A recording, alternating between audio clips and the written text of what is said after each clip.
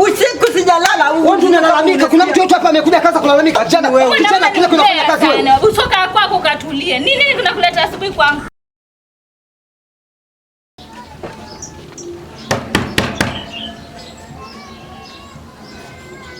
Jirani.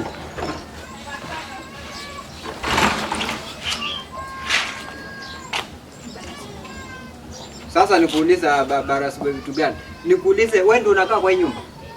Kama unavyoona mimi ndo nakaa. Sasa shida yenu usiku wa nini? Kuna shida gani kwa? Usiku kwa sijalala mimi usiku nimetoka kazini, mimi nataka kupumzika na familia yangu. Nina mtoto mdogo nanyonyesha. Usiku mnatupigisha kelele ya nini? Ala? Kwani si pia wewe upige kelele kwako? Nipige vipi kelele mimi? Mimi na mke wangu tunaheshima zetu. Wewe niko kwangu hapa, niko na right ya kufanya chochote kenye nataka. Uko na right? Right vitu gani? Kelele yote napiga. Wakati wote. Piga kelele lakini si nduru na kelele kwangu sasa hivi. Nunueni kitanda ambayo haina kelele au mtu akwa mnakosesha usingizi kwa sababu kuna msha asubuhi kunipigisha kelele sababu ya ujinga wako tumekupigia kelele. Huu ni ujinga, huu ni ujinga. Ni ujinga. Wewe, tuheshimiane hapa. Hii boma mtahama. Kumbe ni ili jize mnakupigisha. Shida yako nini wewe? Kijana. Nimekuja shida nini? Sikiza mzee, mimi nimekaa kwa hii ploti miaka mingi sana. Na watu wamekuja hii nyumba wametoka. Tumeishi nao na amani. Wewe ndio unawatoa.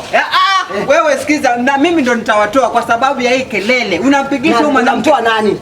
Wewe utatoka. Hapa ni kwangu, siwezi toka na sisi wote. Hapa nitakaa na nalipa rent kila siku. Pia mimi nalipa rent. Na sasa shida inakaa wapi? Balisheni style. Kubadilisha nini? Balisheni style ama mnunue kitanda kipya. Wewe mbona ukununua kipya? Kubadilishwa. Umeona kwangu napiga kelele.